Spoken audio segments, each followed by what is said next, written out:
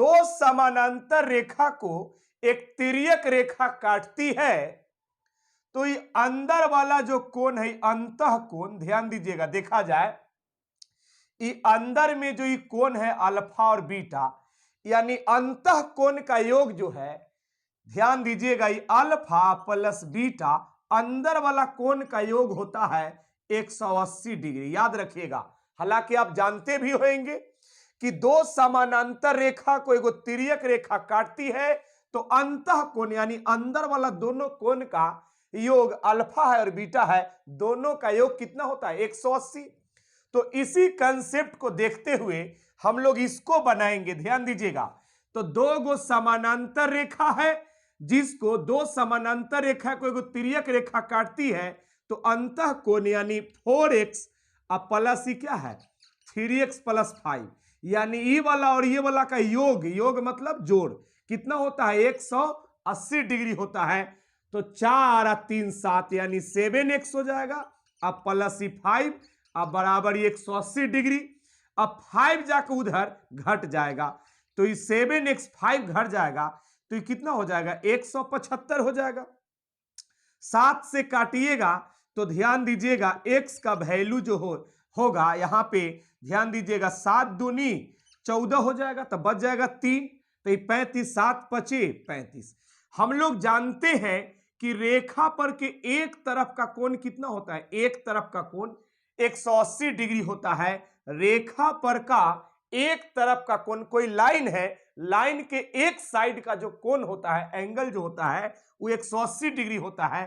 तो ध्यान दीजिएगा ये तो 40 दिया हुआ है और ध्यान दीजिएगा ये क्या है 4x है, ध्यान दीजिएगा, और यहां पे कितना है 3x है। तो रेखा पर के एक तरफ का कोण कितना होता है 180 डिग्री होता है। ध्यान दीजिएगा 4 और 3 7, ध्यान दीजिएगा, तो ये कितना हो जाएगा 7x। अब यहां पे 180 है, अब उधर 40 जाके घट जाएगा 180 में से, तो ध्यान दीजिएगा यहां पे 40 जाकर घट जाएगा, तो ये 7x बराबर कितना हो जाएगा 140 हो जाएगा ना, 180 में से घटेगा तो 7 से काटेंगे तो 7 दूनी 14 20 बार में, तो x का वैल्यू क्या हो जाएगा 20। तो हमको पूछा LOD, तो क्या पूछा है ध्यान दीजिएगा कोण, इसीलिए कोण LOD, तो LOD ध्यान दीजिएगा LOD सॉरी कोण इसको कोण पढ़ते हैं, कोण COD, तो COD क्या हो जाएगा COD मतलब ये पूछा है COD, तो बीच में जो आ गया ना यही पूछा है COD। ध्यान दीजिएगा यानी 4x, तो ध्यान दीजिएगा यहां पे 4 और x के जगह पर x का वैल्यू पुट कर देंगे 20, ध्यान दीजिएगा, तो आपका हो जाएगा कितना 80 हो जाएगा ना। यदि AB एक आईना है, A से B तक AB एक आईना है, दर्पण है, ध्यान दीजिएगा AB एक क्या है आईना है, तो कोण AQP बीच वाला निकालना रहता है। देखिए कोण AQP, तो बीच में क्या है Q है, तो AQP का मान क्या होगा, देखिए AQP कहां है AQP, देखिए AQP ये वाला पता करना है, ये वाला, तो यहां वाला पता करना है, ध्यान दीजिएगा AQP निकालना है। तो हमने माना कि AQP पूछा, AQP क्या है तो x है, हमने माना कि यहां पे AQP x माना। हम लोग जानते हैं, हम लोग बच्चा में पढ़े हैं कि कोई भी दर्पण पर ध्यान दीजिएगा आपतन कोण बराबर परावर्तन कोण होता है। ध्यान दीजिएगा आपतन कोण बराबर परावर्तन कोण होता है।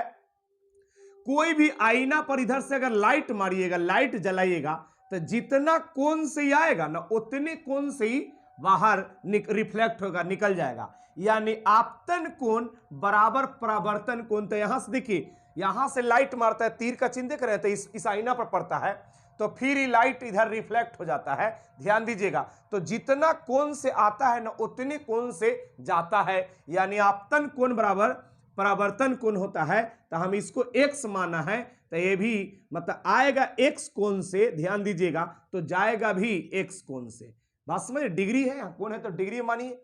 अब हम लोग जानते हैं कि रेखा पर का एक तरफ का कोण कितना होता है, वन साइड का जो होता है, ध्यान दीजिएगा 180 होता है, तो यहाँ पे x डिग्री है, ध्यान दीजिएगा ये यहाँ पे x और क्या है 8 है, तो यहाँ पे 108 है और फिर क्या है यहाँ पे x है। इस सब को जोड़ने से क्या हो जाएगा 180 डिग्री, ताकि रेखा पर के एक तरफ का कोण 180, तो x और x तक क्या हो जाएगा 2x डिग्री हो जाएगा। डिग्री को छोड़िए ना 2x, ध्यान दीजिएगा देखा जाए।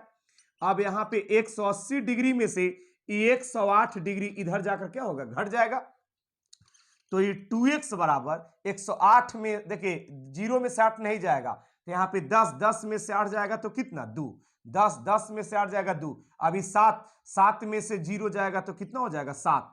अब ध्यान दीजिएगा देखा जाए, अब यहाँ पे 1 में से 1 जाएगा 0, तो यहाँ पे 2 से काटेंगे तो ये 36 बार में, ताकि 36 दूनी 72 होता है। ध्यान दीजिएगा देखा जाए, तो यहाँ पे x का वैल्यू कितना है 36 डिग्री, तो यही तो पूछा है यहाँ पे AQP, तो AQP हम क्या माना है x माना है, यानी कहने का अर्थ है कि आपका जो है कोण AQP जो है AQP कितना हो जाएगा 36 डिग्री हो जाएगा। एक कोण अपने पूरक कोण का 5 गुना है, तो दोनों कोण का माप कितनी होगी, 2 गो कोण बोला है ऐसा, दोनों कोण का माप कितना होगा।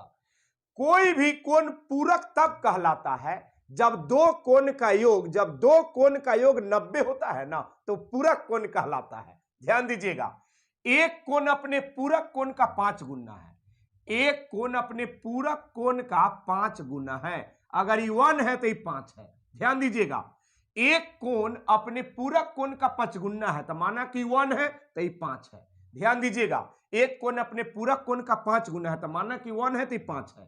पूरक कोण का परिभाषा होता है, पूरक कोण किसे कहते हैं, तो जब दो कोण का योग 90 होता है तो पूरक कोण कहलाता है। तो देखिए 5 और 1 6, ध्यान दीजिएगा देखा जाए 5 और 1 6, तो अनुपात में अनुपात योग 6 है, लेकिन अनुपात में अनुपात 6 है लेकिन होगा 90, ताकि दो कोण का योग 90 होता है ना तब पूरक कहलाता है।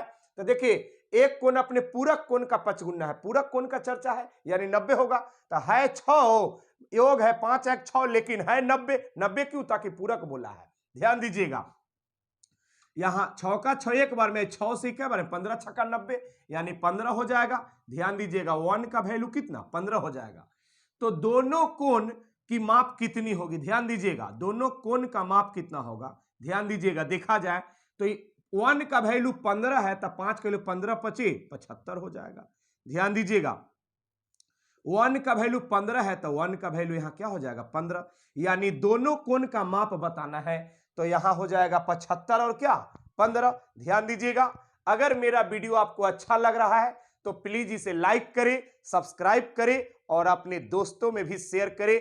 इसी तरीके के कंसेप्ट के साथ मैं लगातार आते रहता हूं।